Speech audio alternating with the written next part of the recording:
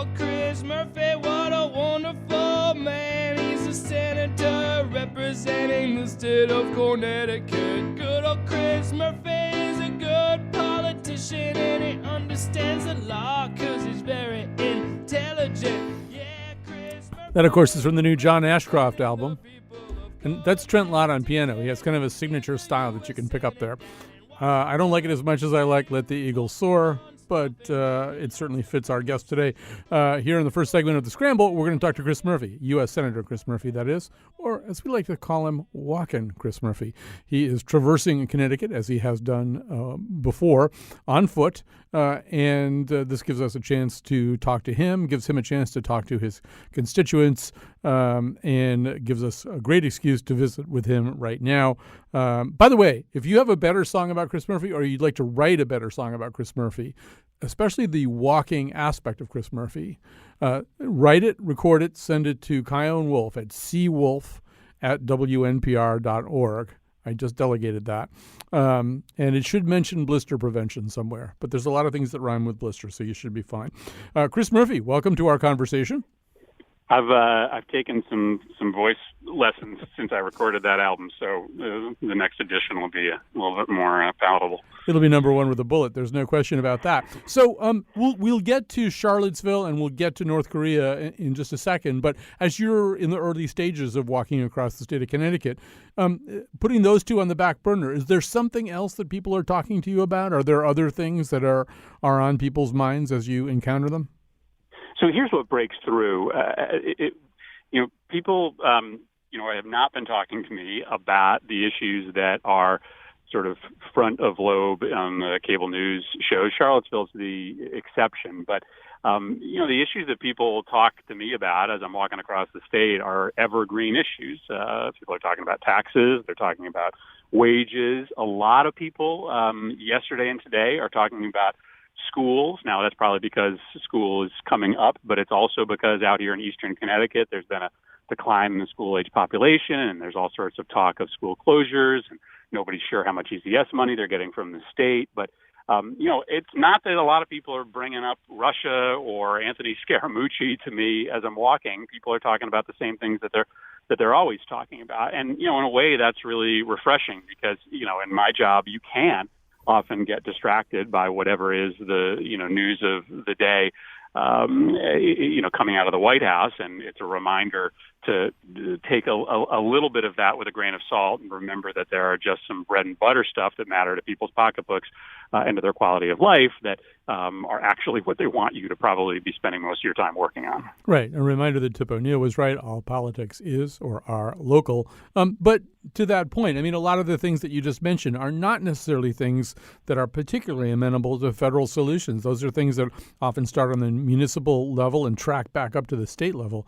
How much does a U.S. Senator, how much influence do you have over those concerns?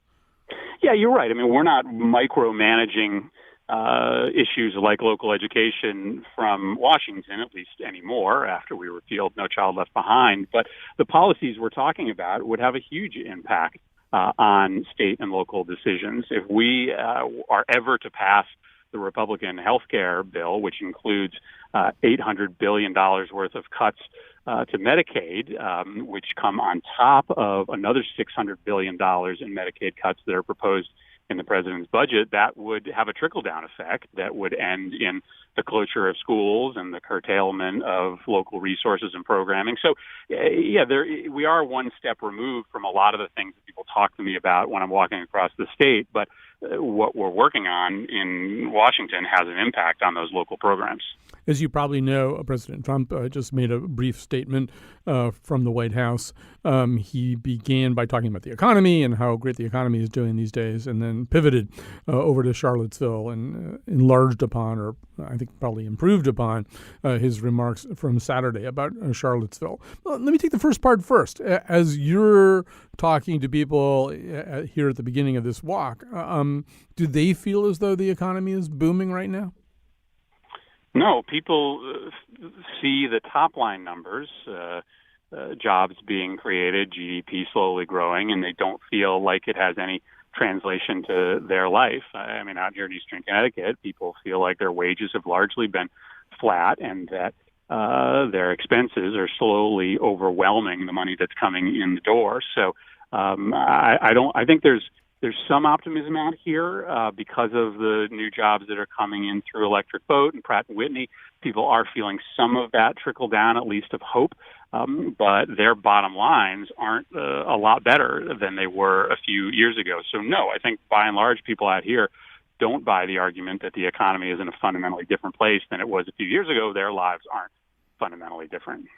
Let's talk a little bit about Charlottesville. I think for a lot of us, I mean, so many things happened all at once. The notion that this was happening at all was followed by these vivid and disconcerting images of people with KKK paraphernalia and Nazi flags and kind of a lot of them. And I don't know, you probably have more intelligence about this than most of us do. But, I mean, were you surprised that there are that many people willing to go to Charlottesville and make that kind of display?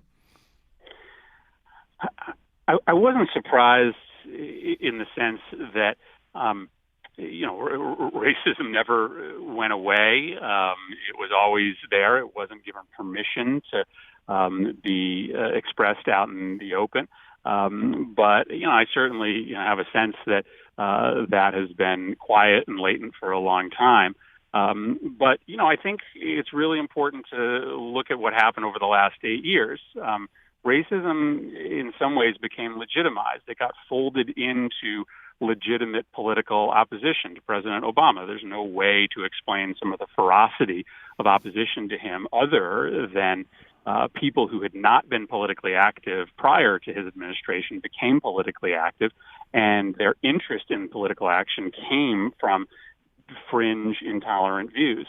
Once President Obama was out of office, their political action didn't have anywhere legitimate to go. And I think Charlottesville is a leak out of all of these folks who had been channeling their political action into the Tea Party or into anti-Obama action, who now needed some other place to express it, and it couldn't come in a legitimate political form because their guy was now in the White House. It seems as though this is at least planned as the first of many now, that when we're now reading about maybe something in Texas pretty soon, but maybe other things popping up around the country. In a way, they got some of what they wanted, right? They got on camera. They turned into a news story. So how do you put the cork back in that bottle?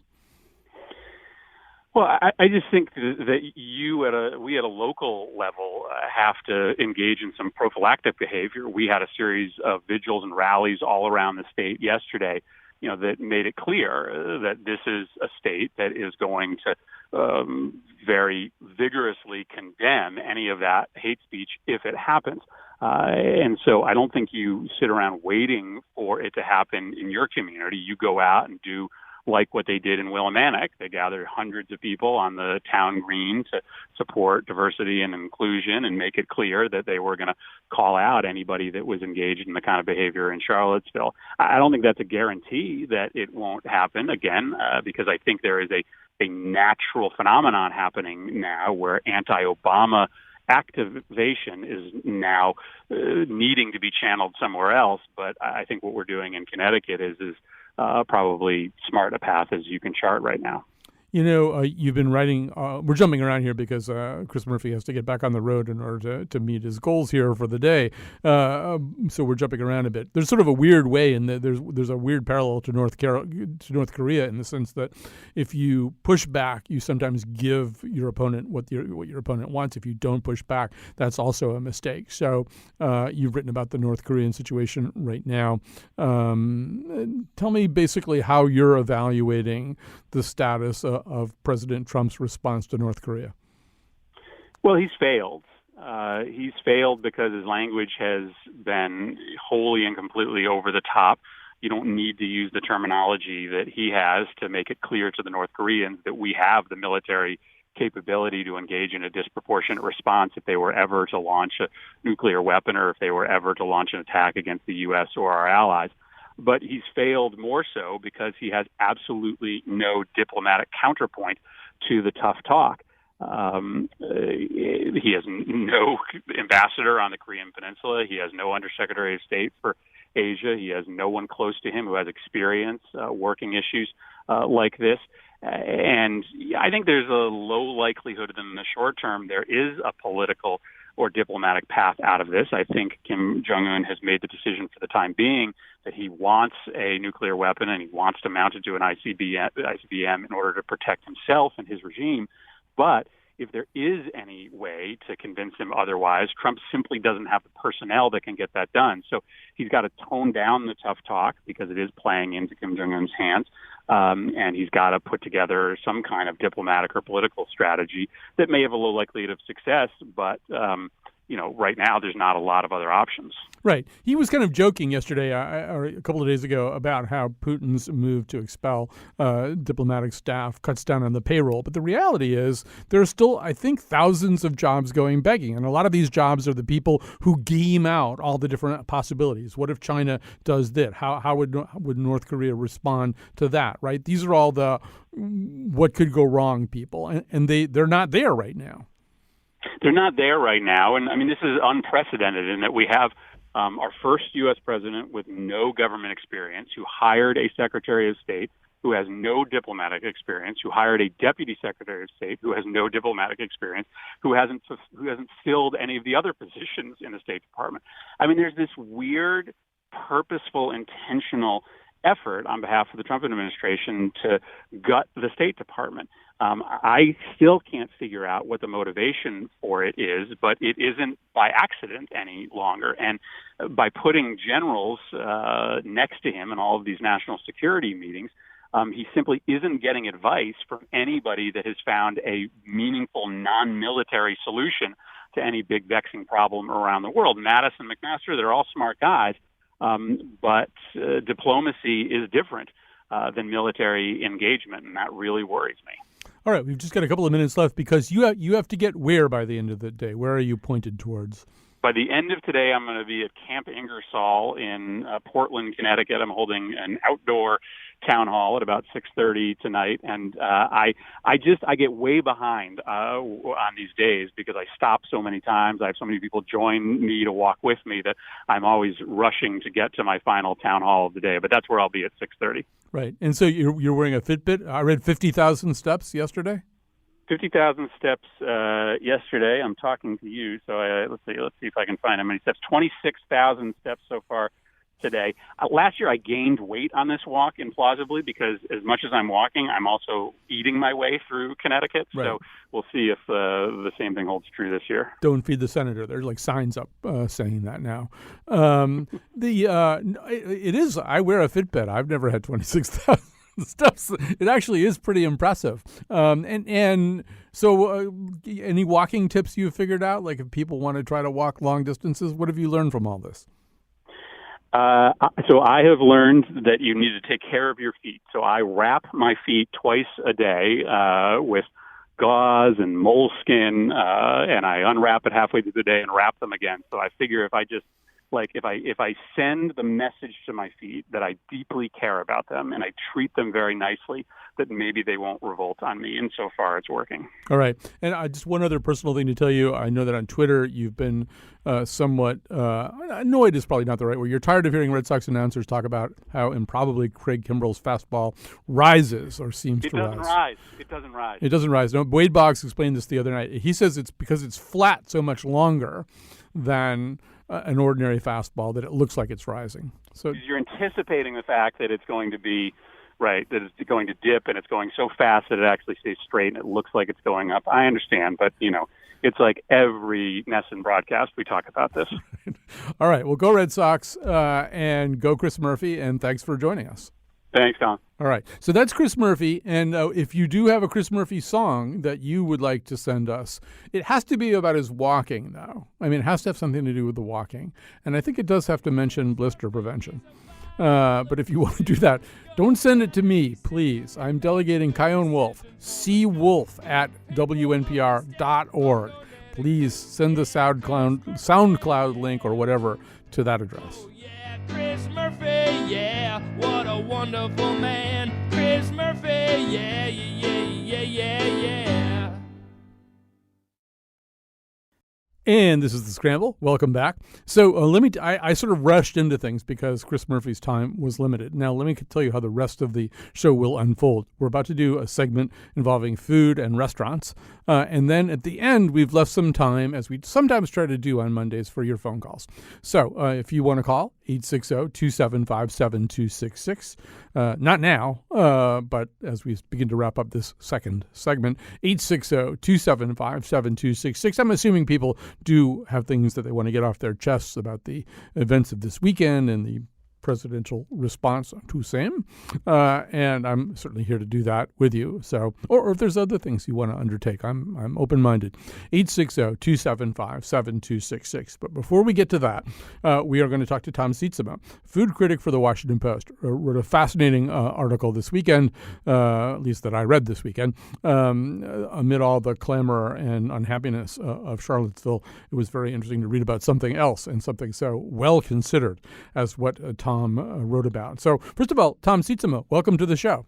Hey, thank you so much for having me. It's a treat to be here. So just to set up this article, you had talked to a lot of top-line chefs and restaurateurs, the Anthony Bourdains, the Thomas Kellers, the Daniel Boulud's, people like that, people who are well-known names. And all of them were saying that a certain aspect of the restaurant business, of a restaurant, is, in a way that I think most people wouldn't guess, kind of the spine and central nervous system of the restaurant, kind of a sine qua non. If you don't get this part right, nothing else is going to work in your restaurant. This is the bedrock on which you build the church of your restaurant. And what did it turn out to be? Those would be dishwashers.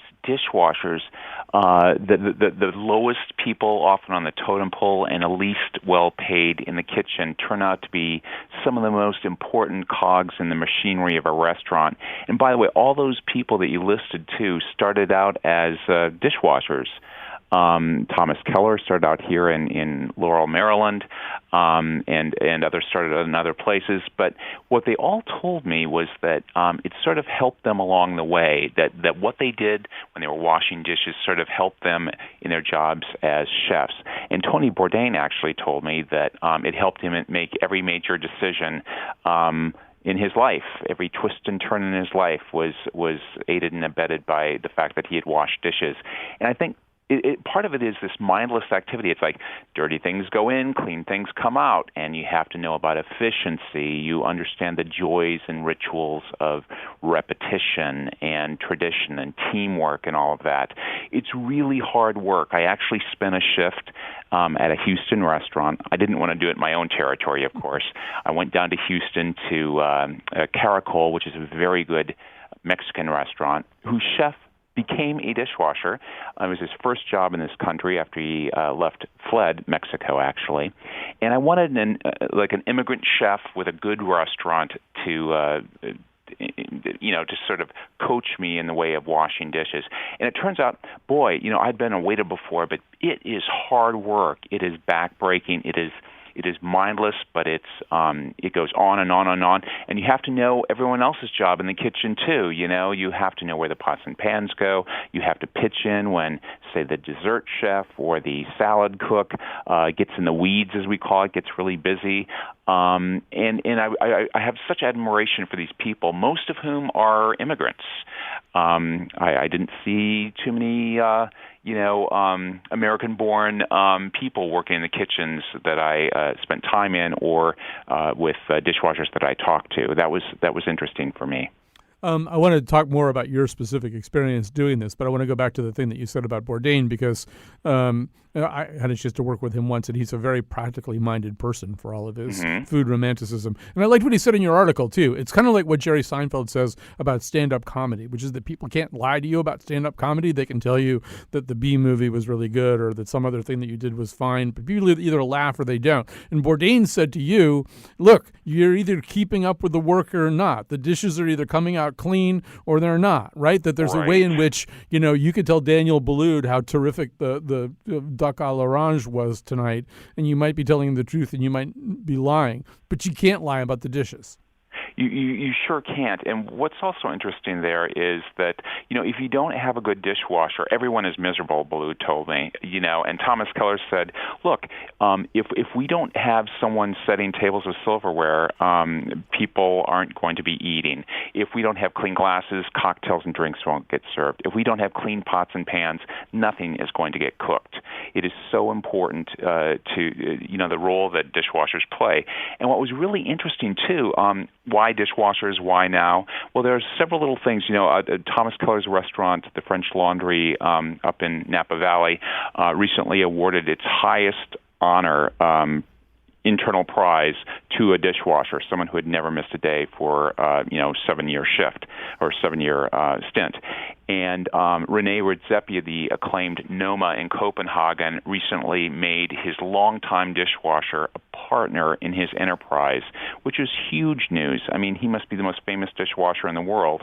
But he worked hard. He was there in the beginning of the restaurant, and Rene Redzepi wanted to award him. And I just thought, we spend so much time talking about the wonderful chefs and sommeliers and pastry chefs and on. But what about the people in the back of house? What about the people who are actually making all of their work possible? Well, in addition to that, first of all, you mentioned somebody who incorporated a dish that one of the dishwashers had made for the kind of family style, everybody who works at the restaurant meal. It went up on the menu. I thought that was interesting. And then also the notion that, I forget whose new restaurant it is you were talking about, there was somebody designing a new floor plan for back of the house. That was Emeril Lagasse in New Orleans. His latest restaurant in New Orleans was designed with the dishwashers in mind. So there's a storage unit. They don't have to travel all the way through the kitchen to get places. And it's roomier and lighter and more spacious. When I was a dishwasher, there are 3 or 4 of us in one station. And it's hot and it's cramped and there's sharp knives and hot glass and hot pans. And, you really have to be a bit of a ballet dancer to get in and out and maneuver behind the scenes there. It surprised me. So you mentioned the guy who's now a partner and probably therefore the most famous dishwasher in the world. It didn't seem, based on your narrative, that you are destined for that kind of dishwashing greatness. Your description of your own travails there sounded a little bit more like a Three Stooges movie or something, right? Well, you know what? I caught on after a couple shifts. This rubber hose that I was dealing with had sort of a mind of its own. Every time I set it down, it would squirt a waiter or waitress or myself or whatever. You certainly get the hang of it after a while. I just did it for an 8-hour shift. That was enough for me. I'm certainly glad to be on the other side of the restaurant, sitting down, ordering off a menu, but I have great appreciation for the men and women who work so hard to make all that happen. Well, it's also, one of the mistakes that most of us would probably assume is one dirty dish or platter equals another dirty dish or platter. Didn't you find out that things with habaneros on them are not the same as Well, this was really interesting. What you thought would be hot wasn't hot. What you thought would be cool wouldn't be cool. Certain things I came to hate. I was working in a Mexican restaurant. I hate black beans stick, eggs stick. They serve caracol, means snail in Spanish, and they serve their guacamole in these snail-shaped vessels. And I was trying to blast that out. It's really hard to get this guacamole outside of all the ridges and everything. Every dish was a little different. Every system was a little different. But I did find at the end of the shift, I sort of knew where everything went and how things were supposed to work. It is hard work, though. I was beat.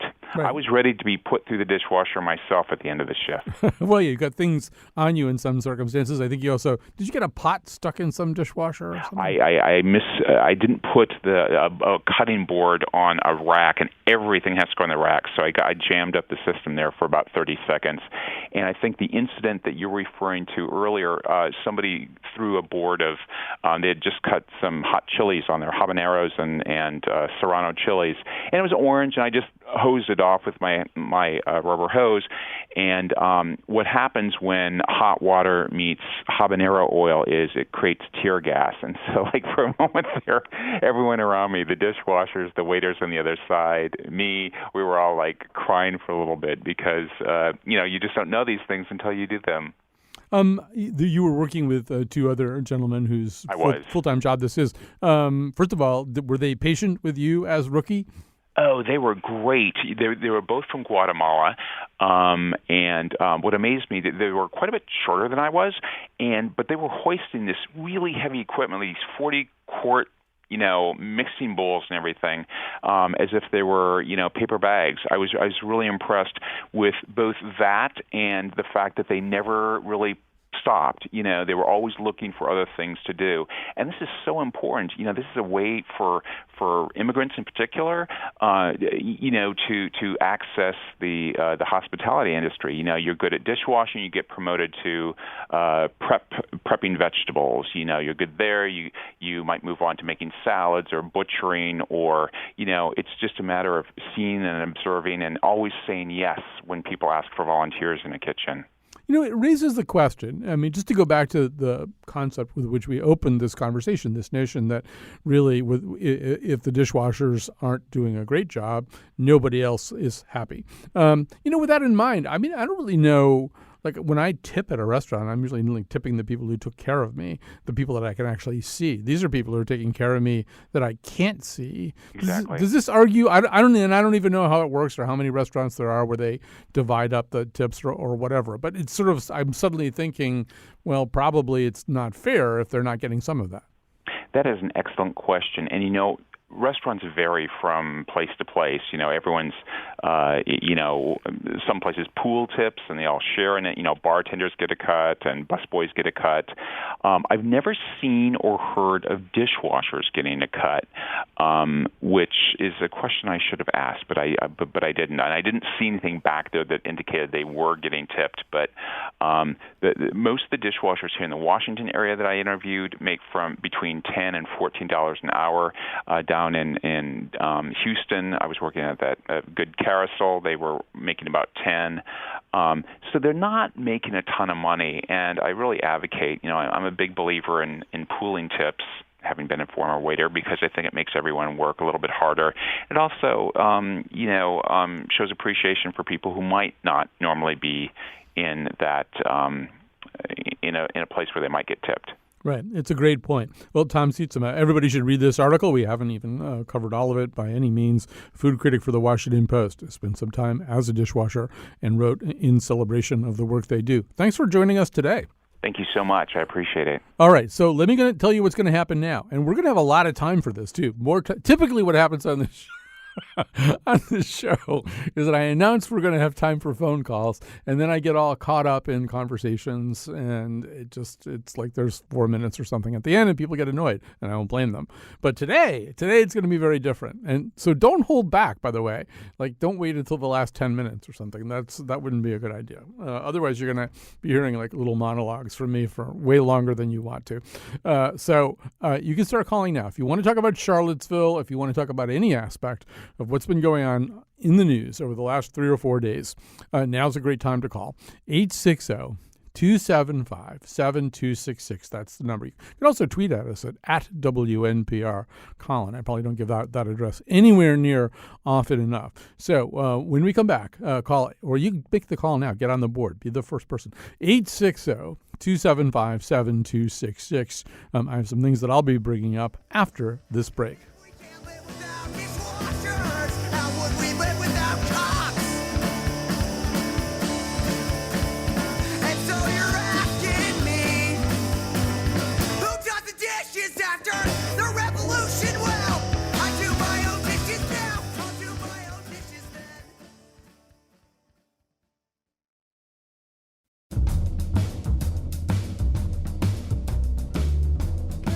This would be a situation where the time-tested technique of leaving stuff in the sink just to see if the other person's going to wash it probably won't work. Today's show was produced by Betsy Kaplan and me, Kyone Wolf. Amanda Fish has offered to swim across Connecticut with Chris Murphy. Tim Cohn is our excellent intern, and the part of Bill Curry was played by Emerald Lagasse. Bam! On tomorrow's show, we revisit our conversation about the perils of political stress, and coming up Wednesday, if you want to talk about stress, our salute to Guam.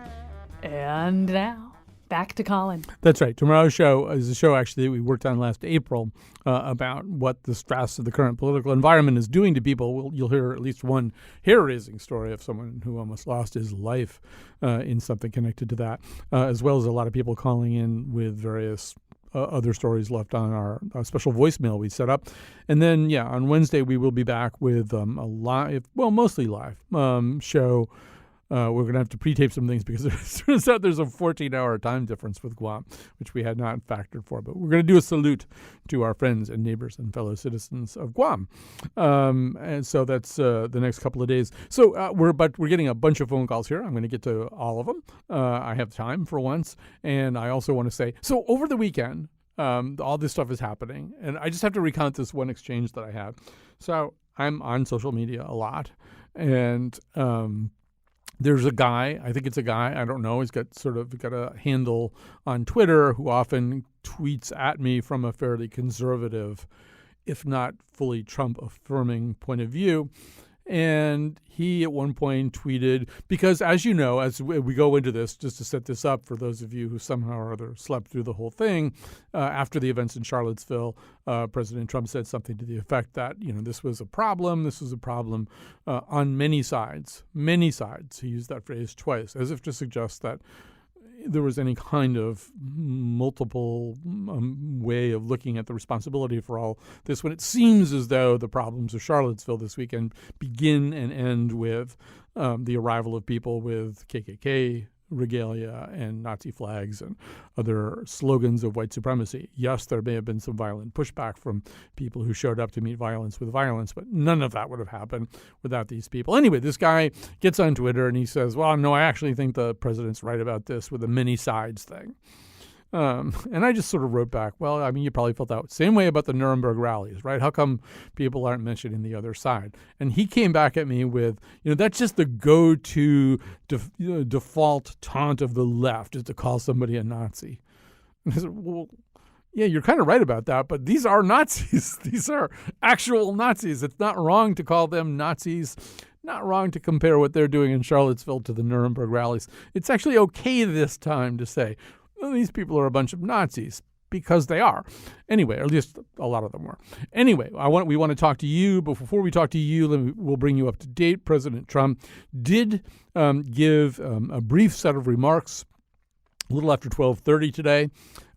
He spoke about how the economy is flourishing and spoke in the somewhat self-congratulatory way that he does speak about such things, and then pivoted to what was obviously the real reason for this statement. And he talked much more firmly, I guess, and unwaveringly about the wrongs committed and the wrongness of white supremacy and its various adherents in Charlottesville. We'll hear a little bit of what that sounded like.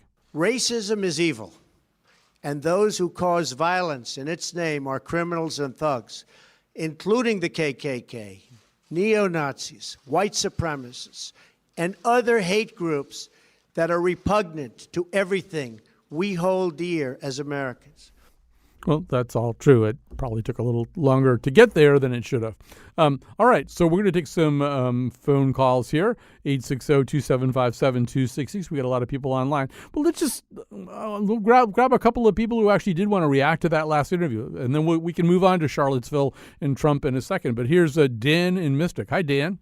Yeah, hi, Colin McEnroe. Yes. First of all, I've washed dishes for 15 years in greasy spoons and in, 4-star restaurants on night shifts to be an artist during the daytime. And it is possible to have a life and be a human being. I managed to read a book called Science and Sanity by Korzybski on my slow moments, and I figured out that human beings, if anything's going to save the human race from itself, it's some kind of doctrine that helps people deal with the fact that they're alone inside their skins. And then from there you get into organizations and society. It's the white supremacy thing in recently. Your organization always involves asymmetry of power. And so if you're not going to have stupid kinds of organizations based on, skin color and stuff, how do you deal with the asymmetry of power that goes with any kind of organizing, which leads to some kind of supremacy? Is there any kind of good supremacy out there? That's a really interesting question. You're just going to let that one hang in the air, right? Other people want to try to answer that? Anyway, I guess it was rhetorical and kind of wordy. But I kind of like it. I mean, look, life is hierarchical. I mean, but I think I think it is possible. I'll try off the cuff. Let me see how I do with this. I'll try off the cuff. I mean, obviously, life is hierarchical. Hierarchy and supremacy, I think, are two different things, right? Life sorts itself out in some kinds of hierarchies. People choose leaders or have leaders chosen for them, depending on what kind of system of government you're in, where you're living. Those are done for all kinds of different reasons. But I bet you we can rank, if we were philosophers, we could rank in order of virtue the kinds of reasons for assigning either power, hegemony, exalted status to anybody. And obviously, things connected to birthright are usually the lowest on that list, right? How you were born, where you were born, merit that you've done nothing to earn, which I guess is not merit at all. Those are the things that we should distrust. So yes, skin color, ethnicity, stuff like that should have nothing to do with your place in society.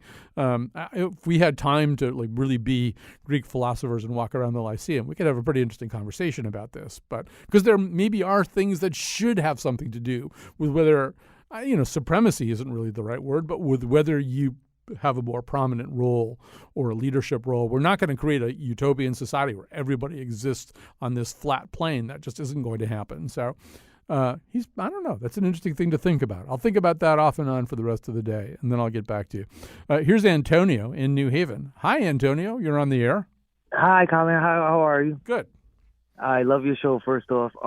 Second, the things that's going down in North Charlotte, I really don't see how they, like the KKK and all of them, could just go down there and rally and do all this stuff. Like I know a couple of weeks ago they were out in New Haven, and I wasn't quite sure, but I know they didn't cause as much of a ruckus as they did down there. But how are they traveling from state to state and doing this? And why is this acceptable? Well, there's a difference between legal and acceptable. So the First Amendment does make room for quite a bit of this kind of thing. If we lived in a different kind of country, for example, if we lived in Germany, where a lot of the symbols of the Nazi era are outlawed, there are a lot of European democracies that have greater strictures on what you can say, what constitutes destructive speech or hate speech or whatever you want to call it. We tend to have a pretty open frontier here. I mean, the circumstances under which we are willing under our Constitution to limit speech it's a pretty narrow list. And so, they get to do this stuff. But I can't go to my job, or I can't go out in certain places and start saying things. It's freedom of speech. But there's certain things that I feel that I wouldn't get away with saying. And I'm a Hispanic male. I'm young. I'm 31 years old. But I don't feel like I could just go out in the streets and just start saying, hey, this, and that. But they could just go out there with especially armed and everything and that's crazy. I would have felt scared. I would have felt threatened. Right. This is America.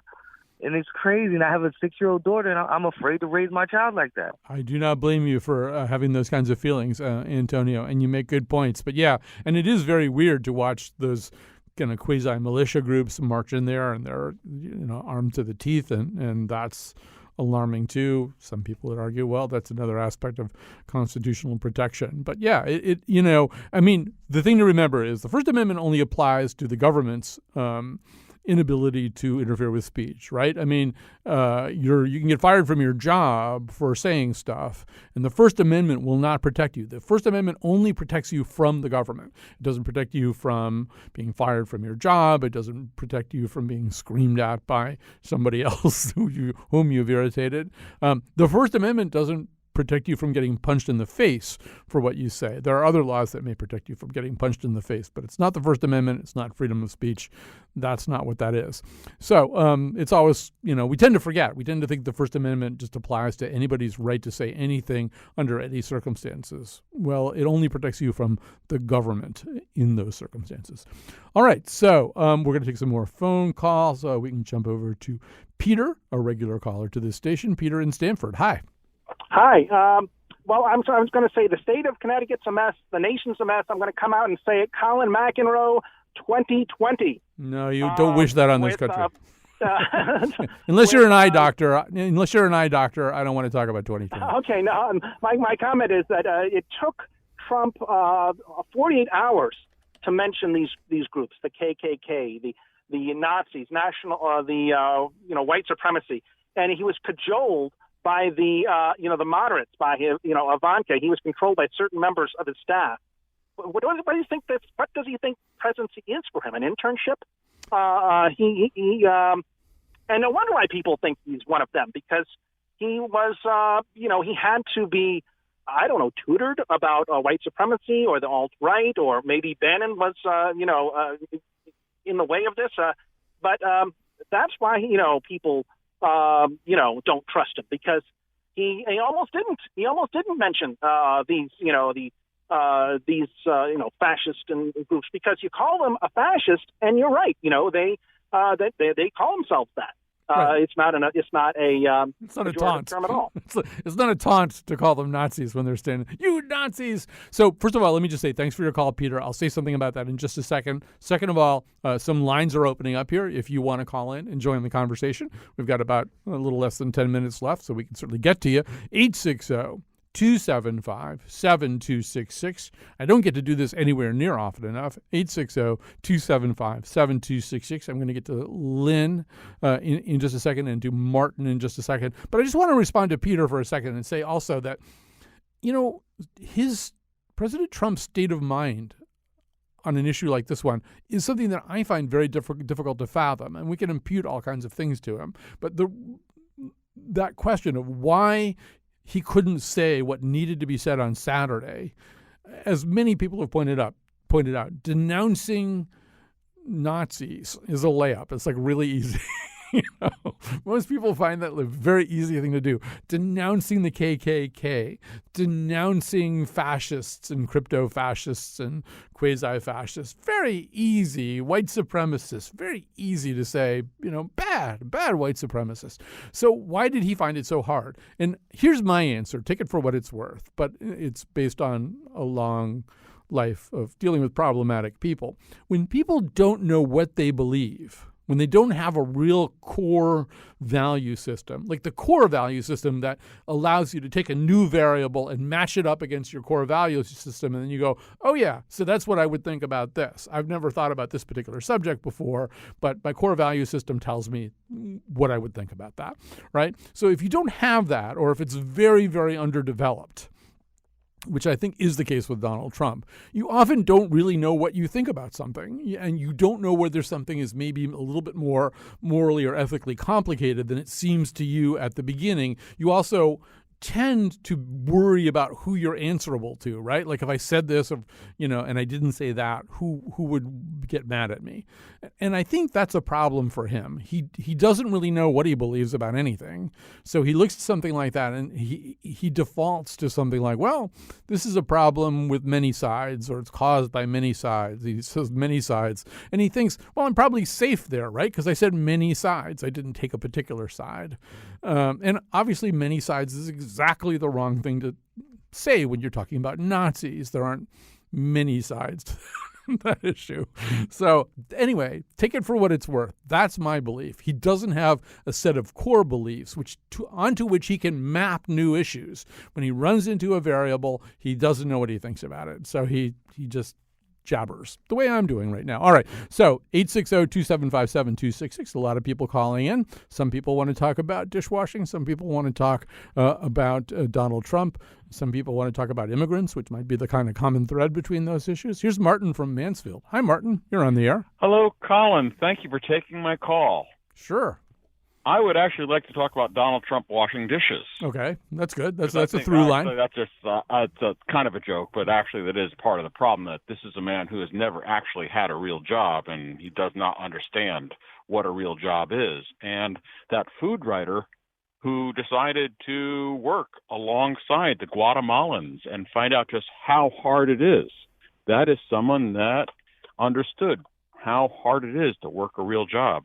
I worked in many, many restaurants to work my way through college. I started as a dishwasher and worked my way up and actually became sort of a good cook. And people work so hard in that industry, and we expect so much from them, and we pay them so little. Now, I did work in one restaurant where all the tips were pooled, and it was distributed amongst everybody, including the dishwashers. And it was great to me as a cook because I got a few extra dollars. The waitresses weren't too happy with it because they had to give me a few extra dollars. But really, why do we even have this system in the first place? Right. Why do we not pay these people a living wage? We are an advanced society. We are probably the only one who really expects these people to beg for their wage. Right. Now, and we've done entire shows about tipping, and I think Lucy and Where We Live just did a show about tipping as well. It's a fascinating topic, maybe one we can't go all the way into right now. I will quickly say, Ben Sasse, who's kind of the Chris Murphy of the Republican side in a lot of ways, and he's a guy who's I don't think Ben Sasse and I would agree on 3 out of 10 major issues, but there's something intrinsically likable about him, like on a non-issue basis. And he does that thing where while Chris is walking across the state, something that Ben Sasse may be doing because he's done it in the past, he goes and he does other people's jobs just to see what they're like. He's from Nebraska, right? Wherever it is that he's from. He goes and he does their jobs, often blue-collar jobs, just to see what those jobs are like. It's a good thing for a lot of politicians to do. They should also try living without their gold-plated congressional health insurance and see how that goes, too, before they take other people's health insurance away. Here's Lynn from East Hartford. Hi, Lynn. Thanks for your patience. Hi, thank you. Hey, listen, I work in the field of mental health care with children, and I am a foster parent for many years through the state of Connecticut. And my family, we have been touched in our life by many, many immigrants, many with papers and many without papers. So my question is, I have protested down in front of the federal building, but what I'm wondering is, what is it that we really do to get a concrete movement going here to protect immigrants? They are contributing to our society, and they are us. This is what we were 100 years ago, 150, 200 years ago. So I'm wondering if you have input on that. Yeah, no, I wish I had a magic wand to create that movement, but we've talked a lot on the show about things like there actually are now underground railroads that are being run mostly by churches for immigrants who face danger of deportation. I think what you see now is an incredible grassroots movement that embraces a range of issues, including the one that you're talking about right now. I think that's already happening. Now, it can't fix everything. It can't override ICE, but I think we see a start. So we're going to get a different kind of voice here on the air. Here's Mike in Waterbury. Hi, Mike. You're on the air. Hi there, Colin. Thank you for taking my call. Sure. Basically, my question is, you hear a lot. I want to let it be known I am in no way a white supremacist or anything like that. But you hear a lot about these Antifa people. And in my opinion, everything I've heard about them, they're nothing but they're domestic terrorists. All right, so just violently stopping anyone who opposes them. Right. So just to help people understand, because maybe this hasn't been covered as much, Antifa is short for anti-fascist. This does seem to be a meet violence with violence movement. It's hard from the press coverage so far to know how widespread it is. But to whatever extent it's widespread, I would agree that it's not going to solve this problem. It's going to make the problem worse. The people doing it are stupid. I mean, they wouldn't exist, obviously, if fascism and crypto-fascist and neo-fascist movements weren't rampant in this country right now. That's why they have something to do. I don't know what they'd be doing if those circumstances did not prevail at the moment. But that doesn't justify it. That's not how we're going to solve this problem. So yeah, and that may be one of the things that Trump was kind of reaching for on Saturday when he very ineptly tried to invoke the notion of many sides. But I'm not aware of anti-fascist demonstrations or violence in situations where there is no display of fascism. I mean, so far anyway, I think mostly it's come up in situations like Charlottesville where, which is not, I don't justify it, but I'm also not aware of it happening except in situations where they feel that there's some kind of threat that they need to countermand or answer. But it's not a good thing. It's not the right thing. It's not Dr. King's thing, and it's not the way out of this mess we're in. Thanks so much for calling. This was really fun. I had fun talking to you. I hope you had fun talking to me. We'll be back on Tuesday with stress, like you don't already have some.